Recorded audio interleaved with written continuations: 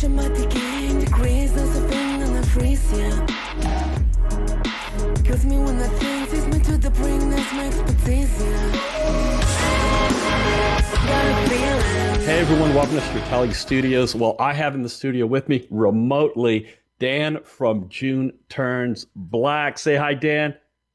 How we doing, everybody? Hello. Hey, Jeff. Thank you so much for having me. And once again, thank you so much for your support and much love to you and to your community. Like this has been like your. I always appreciate like your thoughts, especially as a professional producer. You know, you bring a really unique perspective to the content that you do and to our songs, and it's always a pleasure to see. Oh, thank you so much, man.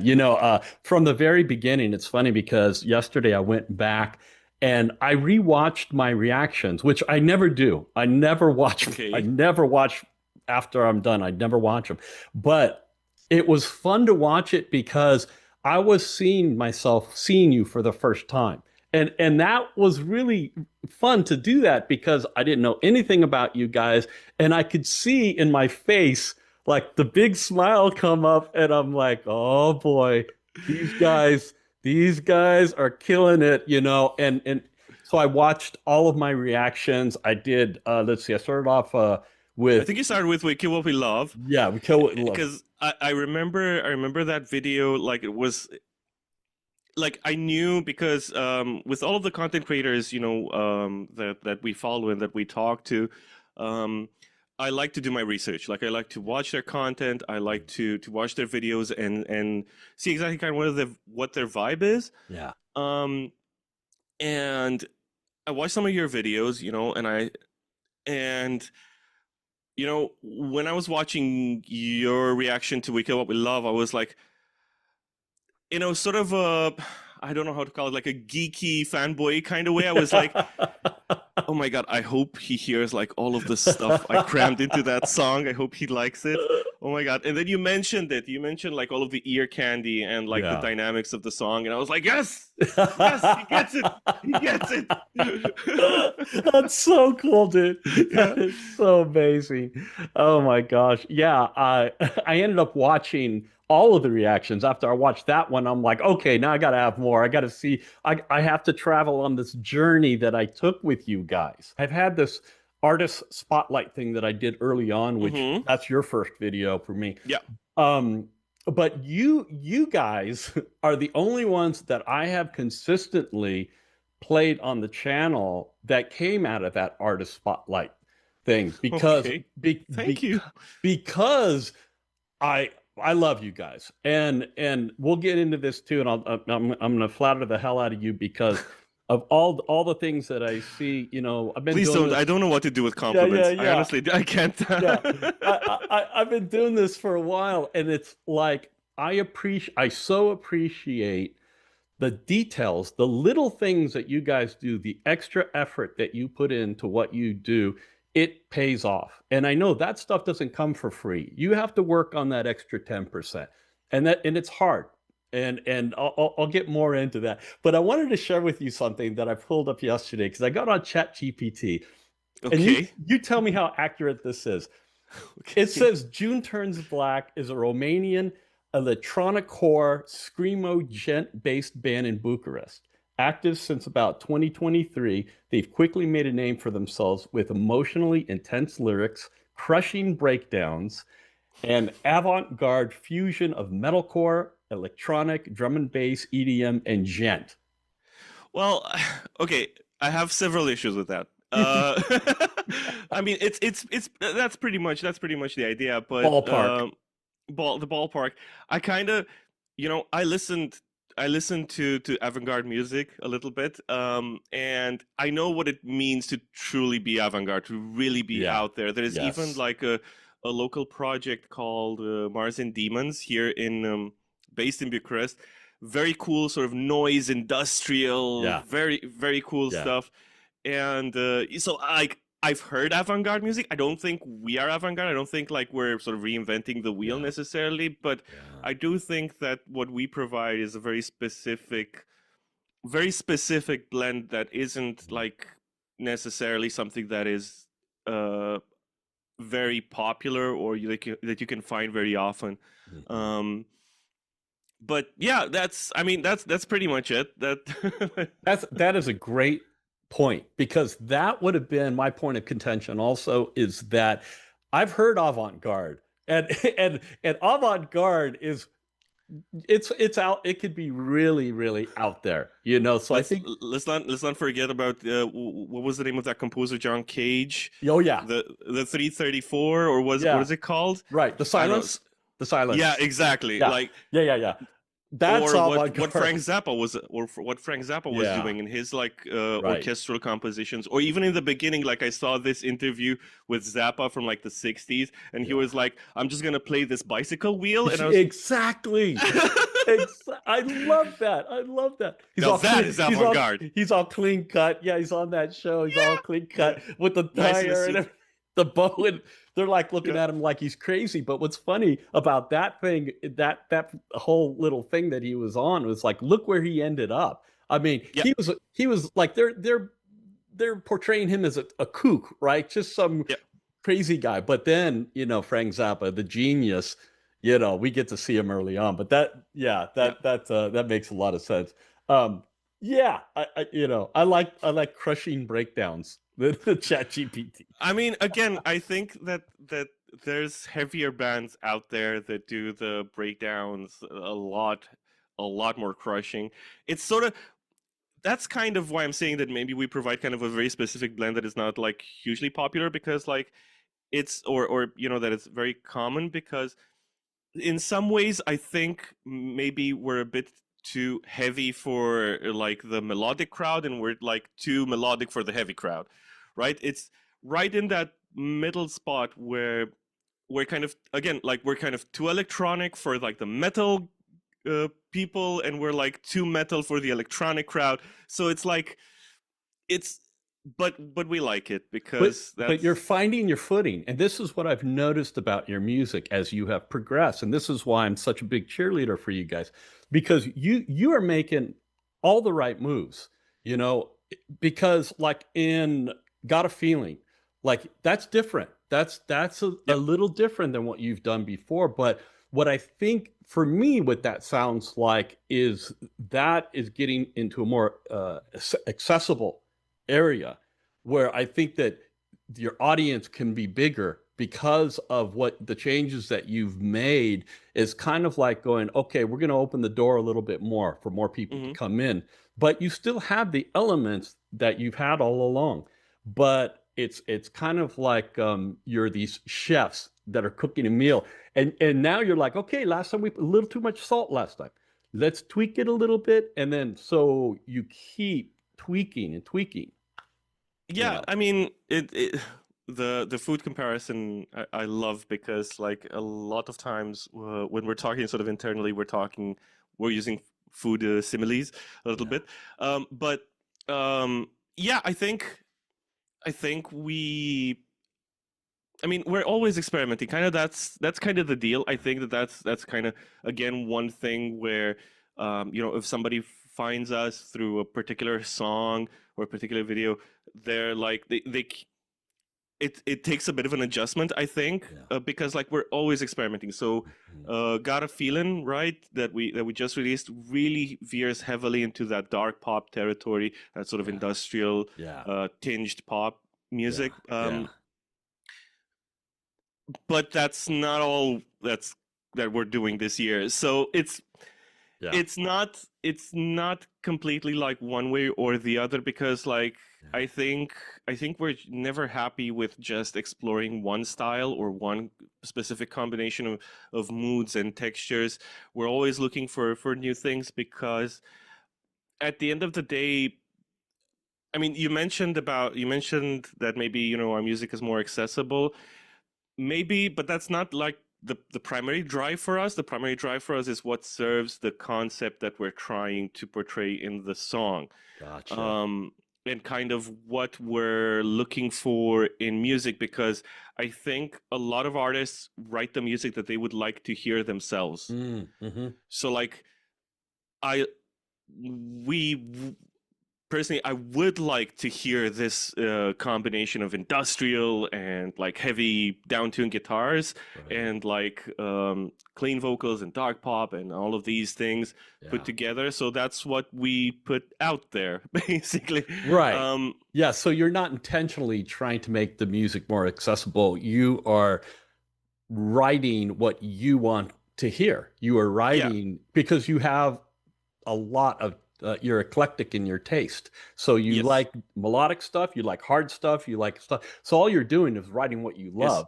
And if it Yes. happens to be more accessible, great. If it doesn't, okay. But that staying true to the music is what the Yeah, path that you're on. Yeah. yeah, into the concepts because you know, if you're gonna write about I don't know, if we're gonna I'm just gonna say for us, I'm not gonna generalize, but like for us, if we want to write about something, about a concept that is related to, I don't know, a certain specific feeling, Mhm.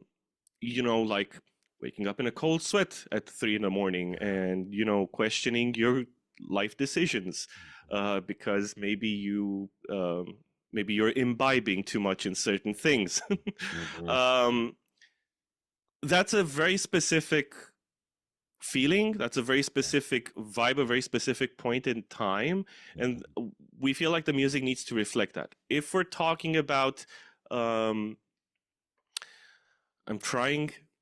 I'm trying really hard to not talk about songs we haven't released yet, so let's talk about right, brain dance, right? A song about the sort of the chaotic inner workings of your mind, right? Yeah, That's got to be a chaotic song because yeah. it's about deflection via rage and humor. So like you have to have those elements in there, right? Right. How do you how since we're kids that grew up with metal music, how are we going to Yeah. express that rage, I do wonder. Yeah. Yeah. Right? Right. For Wavebreaker, a song about depression, right? How does that depression feel? How is that expressed? Well, it's Yeah. heavy, Mm. but it's slow and it comes in waves. That's how we feel it. That's how we Wow. perceive it, right? Yeah. So we Atonia, right? Sleep paralysis, night terrors. How do we want to Yeah. express that? It's going to be heavy, it's going to be chaotic because it's the story of a night. You're going to have sad, slow parts, and you're going to have like heavy, chaotic parts, and overall you're going to have like a lot of horror elements because Yeah.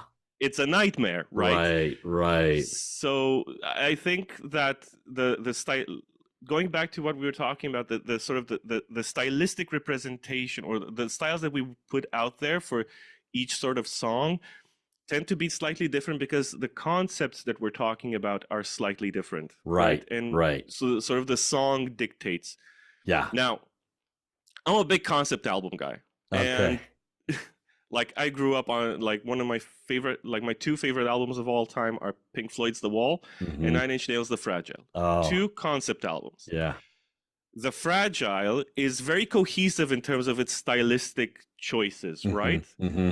While The Wall is very diverse. Yeah.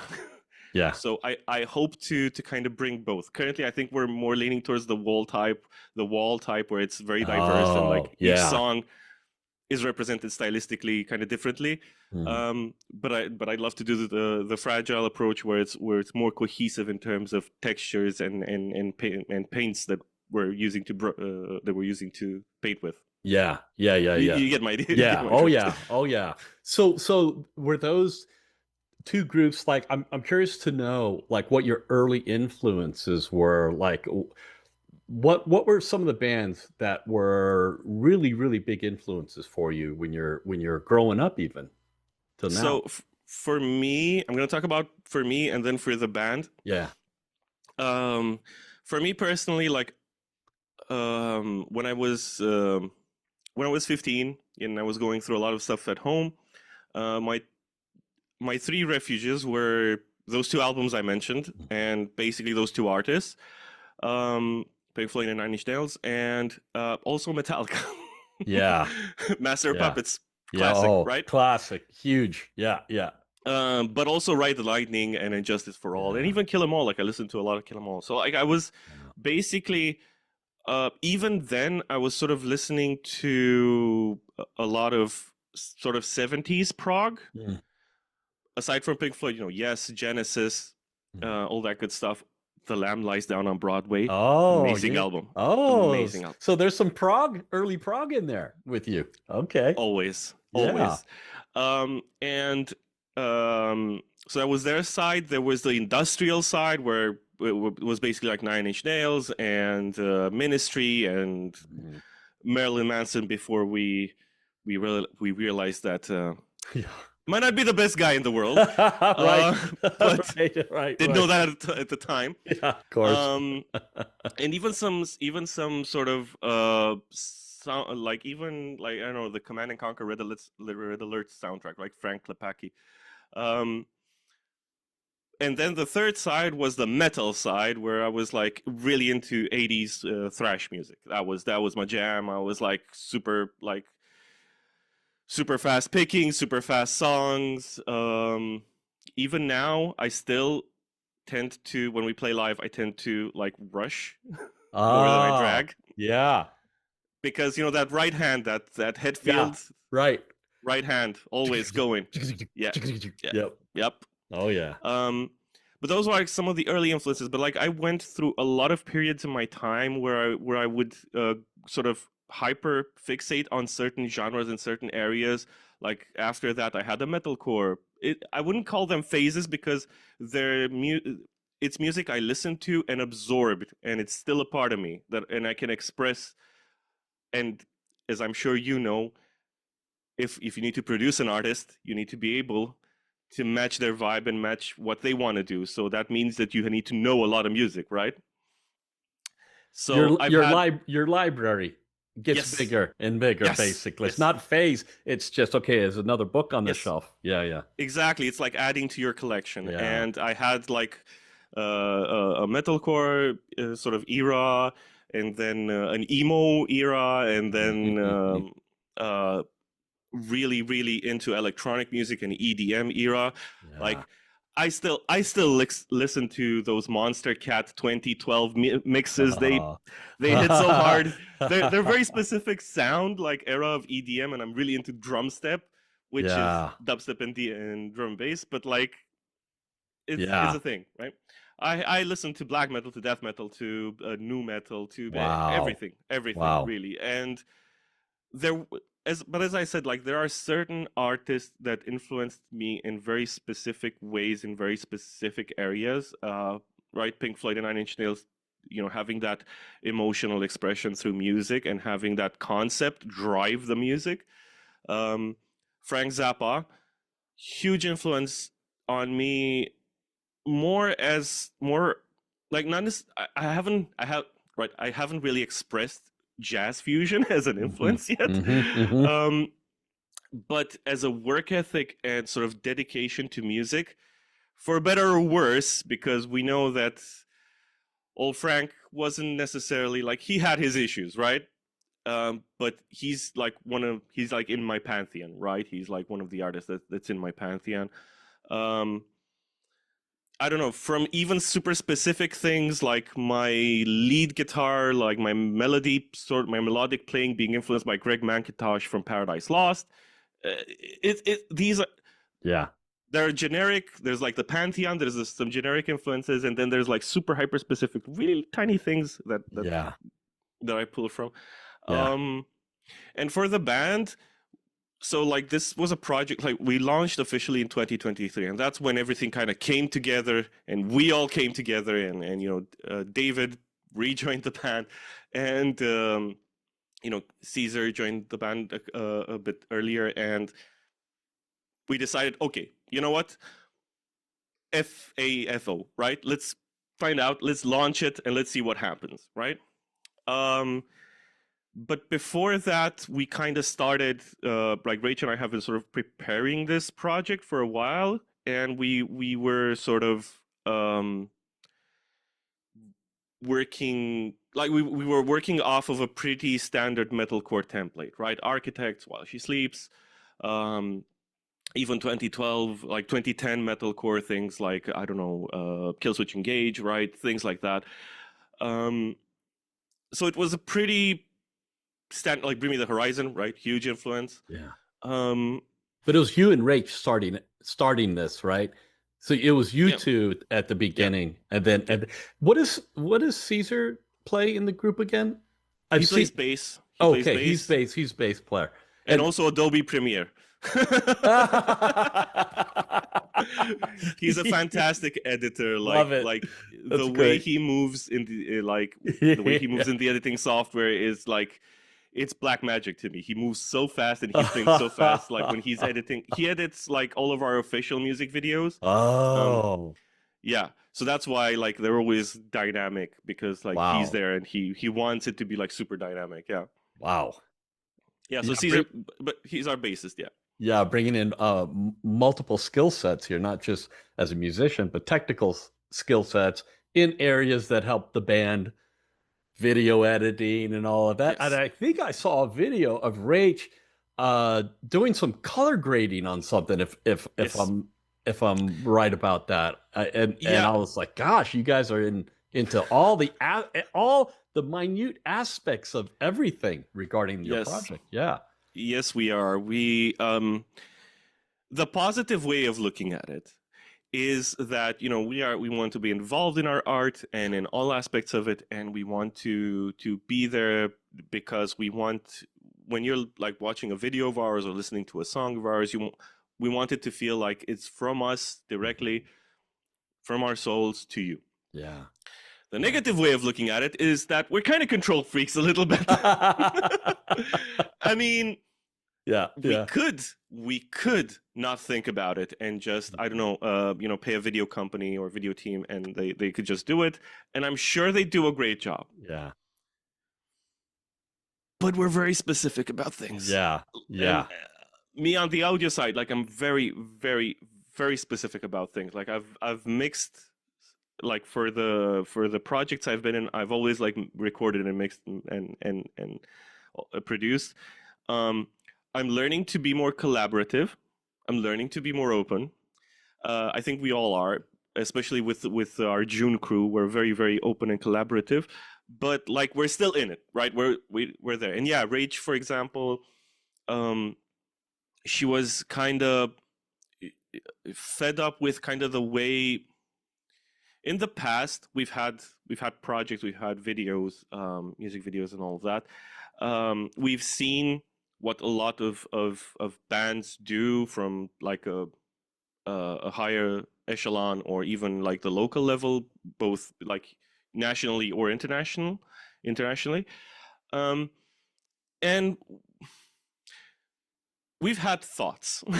let's just say it like that. Yeah. So like we wanted a very specific image, and and a big part of that Rach learned was that it's not just capturing it and directing and having the proper gear and all of that, but also color grading and color correction and post processing is a big part of it. Yeah. So she learned how to do it. Like she took a course, she's got a diploma, like Wow. she's got a degree in color grading. Wow. And yeah, and she does like color grading and she works on post processing. Caesar helps out with post processing as well. Even working frame by frame and grading frame by frame and using math and all of that complicated stuff that makes my brain hurt, and I don't understand how she has the patience to do that. But yeah. I saw a video.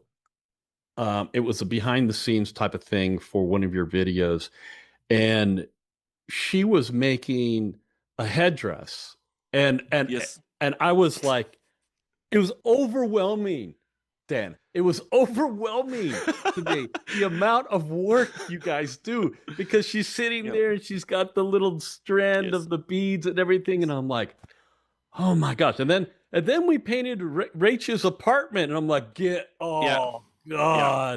It's like we still need to remodel that room. Like it's still not. It still has like the set in it. Yeah. Basically, See the holes in the wall. Yeah. And the for the headdress, you're talking about the Have You headdress, basically. Yeah. That's again like Rach had this idea and she wanted something very specific, and she was like, okay, we could buy it, and it's like we're talking hundreds of euros here, so like that would be hundreds more of dollars. Yeah. Hundreds more of dollars. And or we could make it ourselves. It's gonna take a while. Yeah. But she was like, okay, I'm gonna do it myself. Wow. And I can't remember the exact footage I used, but it could have been the first one, or it could have been the second one, because she made two. She Oh. made one, Oh. and it wasn't perfect. It was kind of the beta test, right? And Yeah. it wasn't great. It wasn't exactly how she Oh, wanted it. It didn't look wow. like super nice. Yeah. And then she was like, okay, I'm gonna redo it completely. Yeah. And Oh. Have You was a crazy project. Like, that music video was a crazy project because Very ambitious. it was Yeah. it was because Rach and myself too, and like the entire band, we're fans of practical effects. We want it done in camera. We want it, like, even though, I don't know, maybe you can see some seams, maybe you can see that it's okay, it's DIY, but we want to do it in camera. I think that was one of the things that you appreciated for We Kill What We Love as well when you saw it the first time, because that room with the foliage was a room we built Wow. inside a rehearsal space. Oh. And it was supposed to be even crazier. Like, We Kill What We Love, Wow. like the walls, as we played, the walls should have been closed in, like that scene in the trash compactor scene in Star Wars. Yeah. Yeah, but unfortunately it didn't quite take. So that didn't. Yeah. Interesting. Yeah, but for Have You, right? Like, Rach wanted to create like this whole space outside of time, right? This sort of interdimensional space outside of time and space, actually. And we want, like, she wanted to do it in camera. She wanted, like, the props to be handmade and, like, purposefully designed for the characters. She wanted, and it was supposed to be even more ambitious. Like, she wrote like a script for it. It was supposed to be like this short movie concept thing. Oh. Yeah. Really? Yeah. Because she has acting experience, as I saw Yes. a comment in the video that she's got some acting experience. Yeah. Yeah, she did 4 years of theater, like theater lessons, acting lessons, and she actually acted in theaters here in Bucharest, like small independent productions, nothing huge, but like she did it. So she has that experience, and she knows how to pull from that experience, and that actually helped her in her, like, learning how to sing, how to scream, how to act on stage. It's a whole thing. Yeah, but we wanted it to be in camera. We wanted it to be real. We wanted it to be, like, I don't know. Think about, those old Raimi movies, right? The Evil Dead movies, right? Yeah. Oh yeah. Okay, you see the first one, and you're like, look, you can see that it's a B movie. You can see that it's DIY. You can see, but it's real. It's there, right? You can feel it. You can touch it, like, kind of through the screen. Yeah. And the same for whatever movie you want. You want to talk about, I don't know, The Thing or The Fly, right? Those Cronenberg monsters, right? Yeah. Or the sets in Alien, right? And it's so real. It's so awesome, right? Yeah. And that's kind of our deal. It makes things very complicated. Yeah. And now Rach is I don't want to give away too much, but Rach bought more books on basically stage production for theater and film. Oh, wow! So my girl is leveling up. Take it to the next level. Exactly. Yes. Wow. And I have to. One last thing. I have to do Rach's justice, because if she would be here, like, she would tell you, because she would definitely complain about the fact that we can't find, like, spaces that we can rent at an affordable rate that are big enough for kind of what we want to do. Yeah. That's again why we had to paint the room, and, right? Like, turn our apartment into a set. You use what you have. When you're a band starting out, you're not making a ton of money. You're losing some money. Barely any, if any, honestly, when you're starting out. I mean, and if you are making money, you got to sort of reinvest it into the band, because, for example, merch, right? You sell when you're starting out, like, you sell so that you can afford to buy more. Yeah. so you can sell more, and it's like Right. this sort of reinvestment thing. Right. Right. For shows, we basically cover, you know, expenses of getting there, or cover Food. Some of the would be nice. Yes. essentials. It'd be nice Yeah. to get a meal out of it, and Yeah. yeah, And you know, covering costs for places where maybe we don't sell too many tickets, or yeah, maybe, you know, we're gonna lose money on that show, but we need to go because, you know, we're starting out, we need to make a name for ourselves. And honestly, we'd play even for just one person. Like, for me personally, like if there's one kid there who's having yeah, fun, yeah, like that just makes my day, and I'm happy, right? And yeah, I play my heart out for yeah, them. yeah, But yeah, and so like, but at the same time, even though we're not making a ton of money, there's also the idea that, you know, music videos don't necessarily make money. They really don't. They're promotional materials, right. right? And especially since YouTube has that threshold for being monetized, which we're Right. not. Right. So like, if you see ads on our stuff, YouTube is getting that money. It's not us. Yeah, because you guys haven't hit the threshold yet Yeah, for the exactly. monetization. Which is fine, because at the end of the day, I know it sounds cliche, but I think, and I hope anybody can see that we're really not in it for the money. We're in it for the artistic expression. Yeah. With the amount of work that we put in. And I don't want to make it sound like a lot of artists and a lot of bands, you know, work their butts off, you know, starting out. It's not like we're special or anything, but like, we do really work hard, and we really do care about our art and our craft. Yep.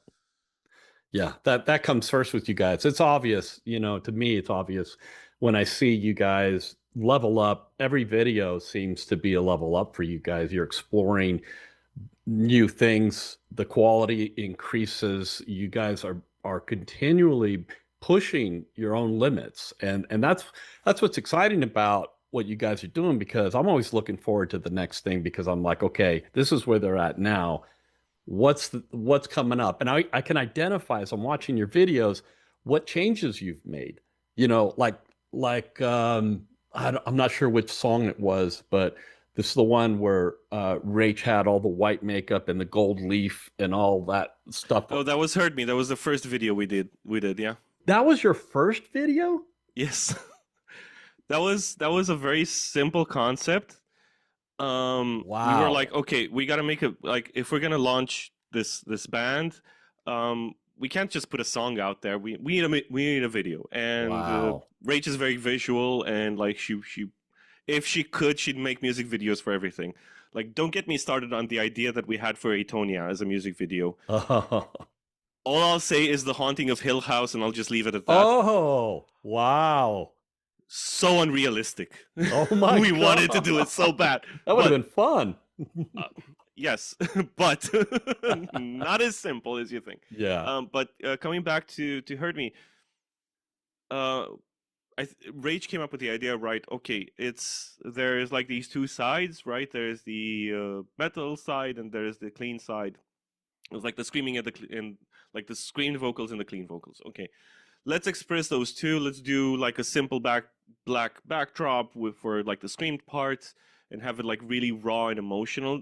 That's also a stroke of brilliance that Rach had. I think she came up with the idea of having the camera sort of, it's almost like it's a testimonial, you know, if you like for a reality show or something, or an interview where, you know, she's like saying, she's like not letting off steam. How do you? It's not coming to me in English, but like she's telling, she's getting stuff off her chest, right? She's telling her sort of side of the story, if you will. And she had the idea of having kintsugi, of using the Japanese technique of mending pottery with gold, which actually makes it more valuable than when it was like perfect. Okay. I missed that, but now that you've said it, it makes total sense now. Because your scars make you stronger, and you shouldn't be ashamed of them. That is brilliant. Because the song is about empowerment. It's about looking your abuser in the eye and telling them, what are you going to do? Come on, hurt me. You can't touch me anymore. Oh my gosh. Right? That's brilliant. Now it makes complete sense as to Yeah. that approach that was taken with that. Beautiful. Yeah, and the concept was simple, but it was kind of for every video, it's the first time we're doing something and the first time our June crew is doing something, because like we like to make things hard on ourselves, but like it's always like there's some new thing that we're doing, and in that case, it was like trying to have that perfect white background. The makeup, right? The white and gold makeup, which Blue our makeup artist at the time, like she spent with like I don't know 4 to 5 hours on it. Wow. Like Michna, our DOP, he fell asleep at one point. He was like, he spent like hours setting up the lights so it's like this perfect white background. Wow. And then he was like, I don't know, like I don't know what's Done. taking so long. Yeah. And Oh then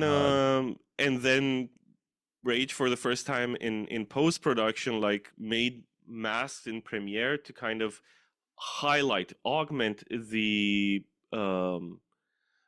because like if I were to show you the raw footage, and you can see a bit of it in the behind the scenes video we have on our channel, it is white and gold, but it still has like kind of a pinkish hue because like the skin just comes through, because like you would need so much makeup to cover it to make it look statuesque. Totally. So Rach then spent frame by frame adjusting masks and sort of enhancing in post production so that when it hits you, it's this perfect, like she looks like a statue. It's that perfect porcelain. Exactly. Yeah. I mean, you know, and I could see for you guys the amount of work that you put into it. It's not about the work.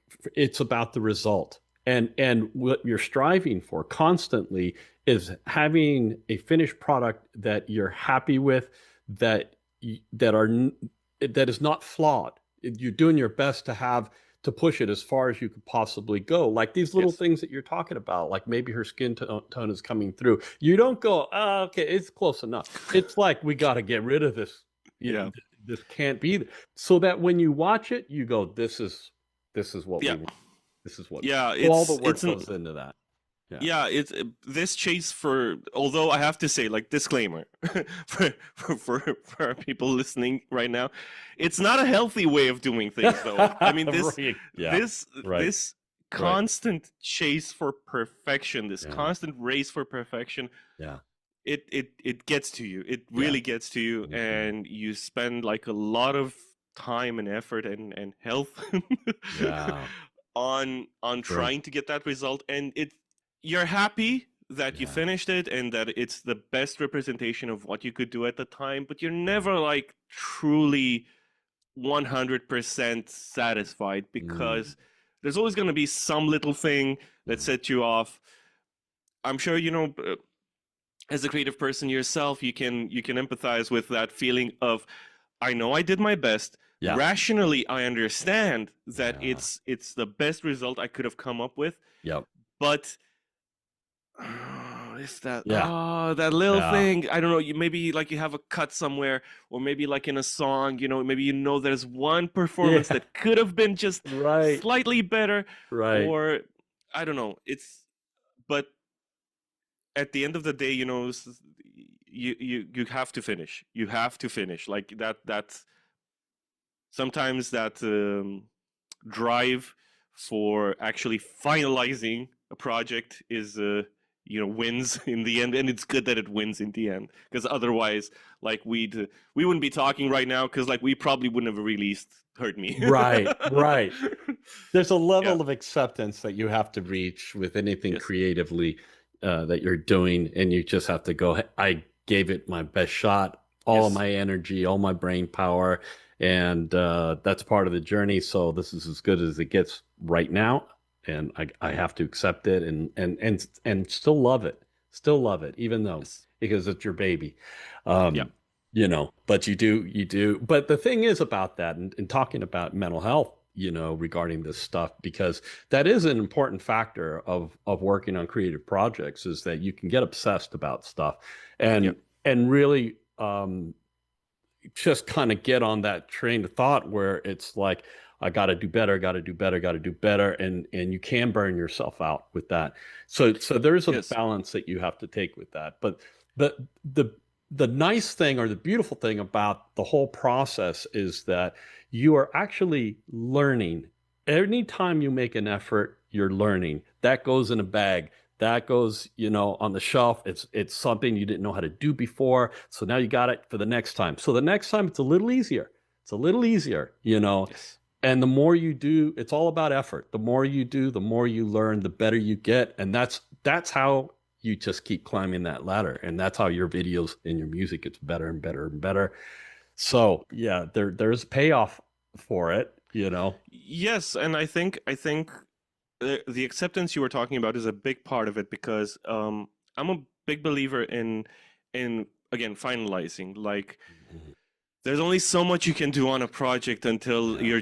you're just not really um, you're not improving it, right? Yeah. You're just like you're just Mhm. making different versions like on the same plane, right? You're That's a great again, point. That's a as great a point. producer, Yep. like you know I know. exactly what I I mean. know. You know Mm. exactly what I mean. But on the issue of mental health, we have burned ourselves out. I mean, Yeah. we do tend to. Um, I'll talk about myself and I'll talk about Rach especially as well. Um, we do tend. We have this inside joke. It's gonna sound in poor taste, but it's called we call them creative demonic positions. I love it. It's a stupid term. It's a That's stupid great. term, That's but great. that's the way it feels sometimes because Yeah. like you get this idea and Yeah. then you can't get it out of your head until you manage to create it. I don't know if you've Yeah. if you ever played like a video game called Dwarf Fortress. I don't know that one. Okay, so basically, like it's this colony simulator, and but like all of your people, you don't control them directly. They're autonomous, right? Hmm. And sometimes they get an obsession, and they want to create like a piece of jewelry or a piece of art, and you can't stop them. You just need to provide them the materials. They'll do it. It's gonna be excellent quality. Everybody in the colony is gonna love it. But like you have to let them do their thing, and that's Wow. kind of how we operate. Sometimes Have You was one of those projects where we were so obsessed with it and we wanted it to be done in a very, very specific way. That's why we had reshoots. That's why Rach spent so much time on props and our June crew helped a lot to like work. We all pulled a lot of time. We all put a lot of time and effort in that video to get it out the door. And it's yeah. So I'm not saying that's a so again everybody. I'm not saying it's a good thing. This is Yeah. not. This is not. Ideally, as you mentioned, Jeff, it should be a Yeah. balance. You should Yeah. be balanced and just do the thing, Yeah. and then it's okay, and then you move on with your life. Yeah. But like I don't know. We just have this thing of creative obsession, Mm. where it's until we get it out of our system and Yeah. we finish that project, like we can't see anything else. Hmm. Luckily, No, go sorry, ahead. I just Finish. wanted to say that Yeah. Yeah. luckily it's not just me and Rach in this band. Right, there's Caesar and David as well, and they kind of keep us a bit more grounded. And also Ella, our manager, who helps a lot with keeping us like on track. Okay, I know you guys are excited about this. It's not what you should be focusing on right now. Yeah. Yes, but I really want to do it. Yeah, see that this was what I was going to ask was, is there a ringleader? Is there a person in the group who is the center of the wheel? Because, a lot of bands operate that way because they have a difficult time with the democratic way of doing things where everybody gets a say. It's hard to make progress that way. You got four guys. Let's say you have four people in the band and everybody has a different idea. It's so hard to make progress. Usually there's one person that says, okay, look, this is what we're doing for the video, and then Hmm. this is the work involved. Is how does it work for you guys? It's basically it's a it is a democracy, but with like heads of departments, basically. So first up, there's us four, right? The Rach and I and Caesar and David, and also Ella, our manager, and we're sort of like the initial ring. But like each of us is sort of head of a certain department. So, for example, I'm head of the audio department. So, like, if I if I'm handling the production and the engineering and the mixing, or if I want to bring in certain musicians or producers or engineers, or our live sound engineer, right?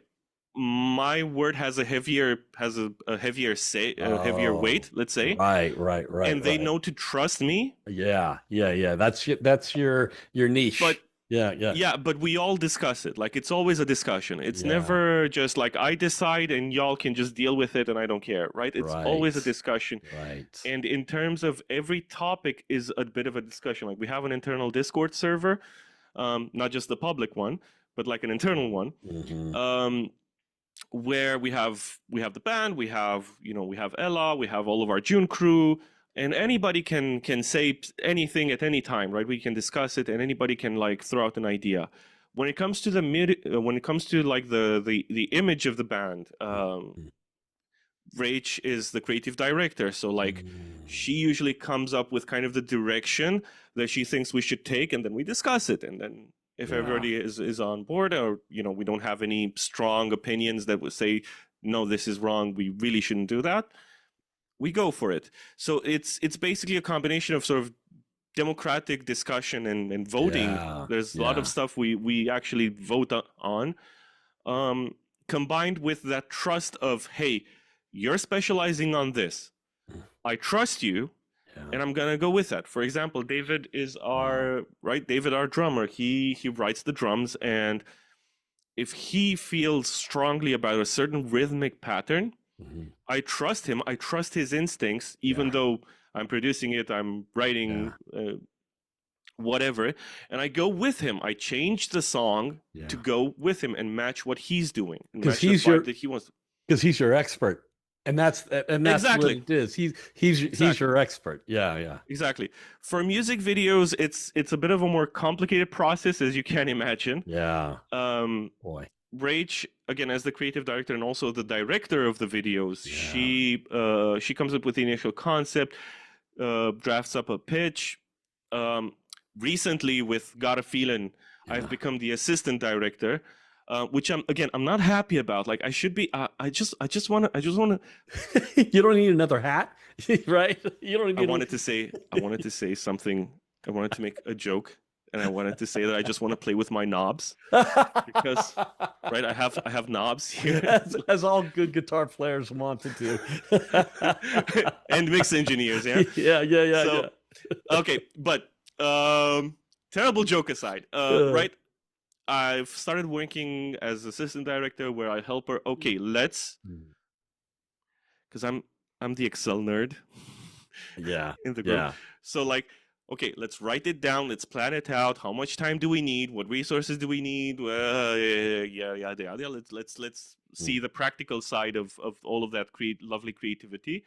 Let's see what we need, and then we discuss like with Caesar and the rest of the band, and like but especially we first have a sort of pre-production meeting with Caesar and Michna. So because Caesar's gonna edit, and Caesar also helps a lot in the music videos. Like if we need anything built specifically that involves electricity or structural integrity, he gets it done. And Michna, our DOP, right? Because he's got to shoot the thing. So like. And then we spitball ideas and we build it from there, basically. And once we have like fully formed a concept, in the meantime, discussions are happening. Okay, David, here's the kind of the idea. Ella, here's kind of the idea that we're working on. And again, anybody can say anything at any time. If somebody thinks really strongly that we shouldn't do a certain thing, we talk about it, right? You know, what's amazing to me as I'm hearing you talk about all the facets of your group and the way that it works. I can't say there are a lot of bands that do this, meaning that the ability to be able to harness all of these things to create in the way that you do. I mean, you've got the right people in place. I mean, the part of the battle that you're winning here is having the right people with the right abilities, you know, with Caesar doing what he does, and Rach and what you do, and everybody's got this expertise that they bring to the table. And Yes. I don't know how common that is for bands, because a lot of groups just have musicians that just play their instrument, and then somebody else does all of this other stuff for them, you know, because they're just like, okay, just tell me when band practices, I'll show up, you know. So it really is Yeah. mind-blowing that you guys have figured out how to have this structure in the band to be able to put out the quality of stuff that you do. You guys do it all yourself. That really is amazing that you guys can do that. Cheers, Jeff. Thank you. I think it's well, in the past, Rach and I, when we had previous bands, Mm-hmm. we were very set on, okay, it's us four and like nobody else. We don't need anybody else. And we're all just gonna do everything ourselves, and it's okay, and we're gonna, and it was hard. Yeah. And then suddenly, I think in the sort of last 6 months of the existence of our previous project, we there was a very, very, very, very awesome person named Olivia who helped us out with booking shows Mm. and sort of advancing shows. So Mhm. she kind of booked our national tour for like the last album we released, Yeah. and it was amazing. Yeah. It was amazing. Like, we had somebody in our corner who helped with something that I couldn't really, like. I mean, I could do, and I can still do it, but like it's With all better your if free time. With all your free yeah, time. because like Because you got nothing better to do. yeah, exactly. And so that was a lesson. And then when we started Gin Tennis Black, and kind of we all had this discussion, at least us four, let's just say the musicians, um, we had this discussion of, hey, you know what the big dogs do, Mhm. right? You know that, I don't know, Beyonce, right? She doesn't do all of this stuff. Right. She has, like, Yeah. all of the big pop artists are basically like CEOs of their brands, if you will, right? And they get the right people in the room. And again, Yeah. as a producer, you know very well about getting the right people in the room. If you need a specific sound, you get the right musicians in the room. You get the right producing team or writing team together, and that's when the magic happens. Yeah. We are very, very blessed, honestly, that people gravitated towards us and wanted to help us out, because Yeah.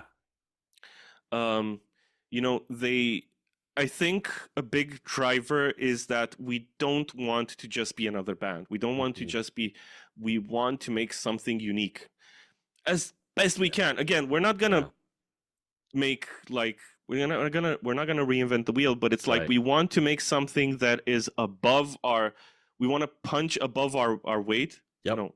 Yep. Is that the Yeah. phrase? Yeah. Yeah. Okay. Yeah.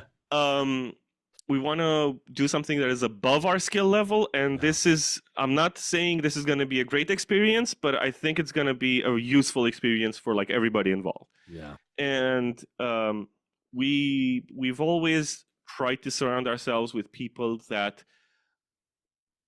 whatever their abilities are, that they give a damn. Yeah.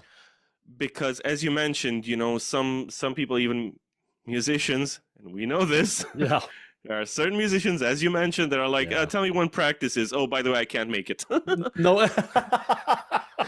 I know.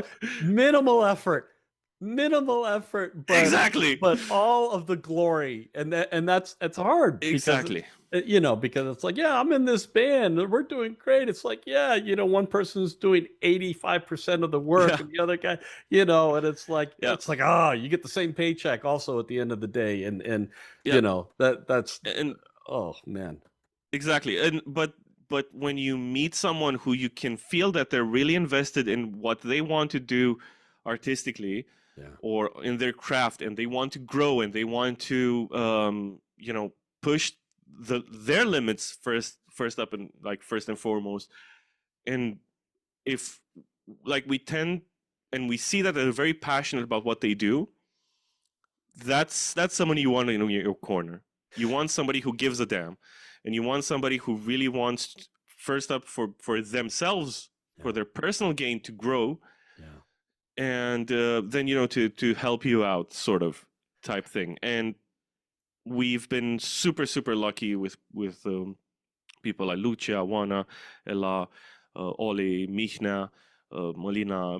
I hope I'm not forgetting anyone. Adrian, and like we have a lot of people in our corner, and like our sound engineer Hertz. Yeah, that's actually his nickname, Hertz.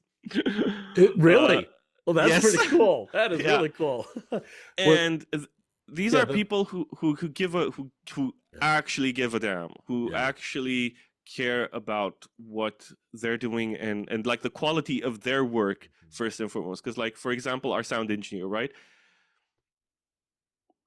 We already knew he was like a cool sound engineer, and I produced his band. So like we already had like a working relationship, and we've known each other for years, and Rach and Caesar and Michna, they filmed a music video for his band. So like we already knew each other, we were already like on the same page. But like what convinced me was when he did sort of a one-off for us at the beginning, where he engineered for us, and he came to the location. He was like, "What's with all this dust on this mixer? Come on, you guys can't like, you can't clean like love. Show it some love, for God's exactly."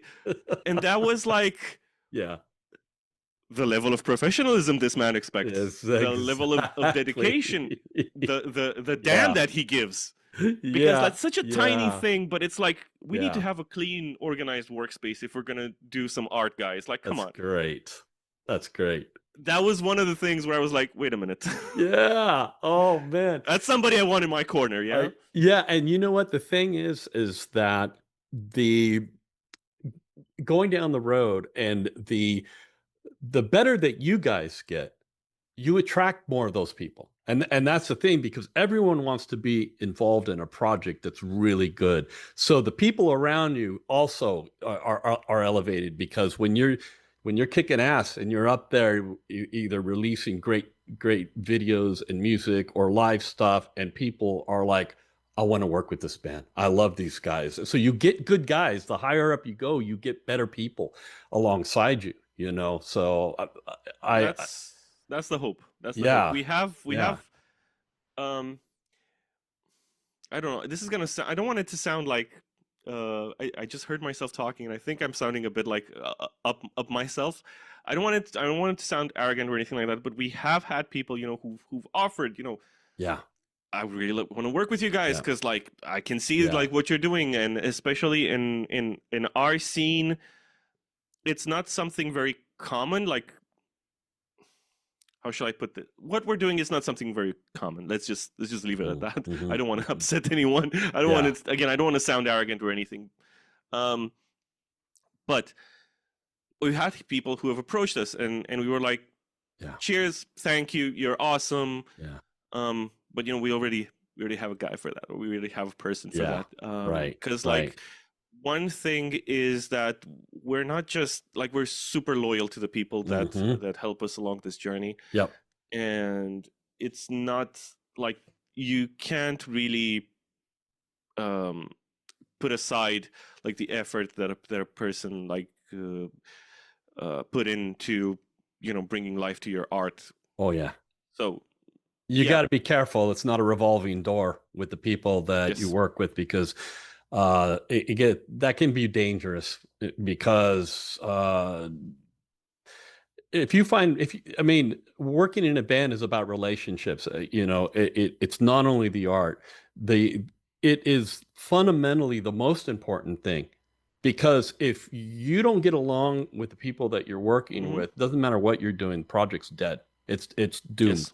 So it's really important finding people that you work with that it makes sense for them to be in your world. And even if Yeah. some guy comes in who's the sharpest guy in whatever aspect of the art comes in, and it's like, okay, but man, his personality doesn't quite jive, but he's really good. It's like, ooh, be careful, because sometimes, people like that come in, and then all kinds of crazy stuff can happen. They want to change the band, or they want to do this or whatever, and then they end up leaving ultimately. So the relationship part is Yes. is a very, very important aspect of it. Yeah, think about it this way. Like you're gonna be spending a lot of time with that person. Like Yeah. if it's somebody that you're gonna bring on the road, for example, we're Yeah. talking hours, tens of hours, like Yeah. hundreds of hours Yeah. on the road in an uncomfortable environment, in an Exactly. old beat up van. Yeah.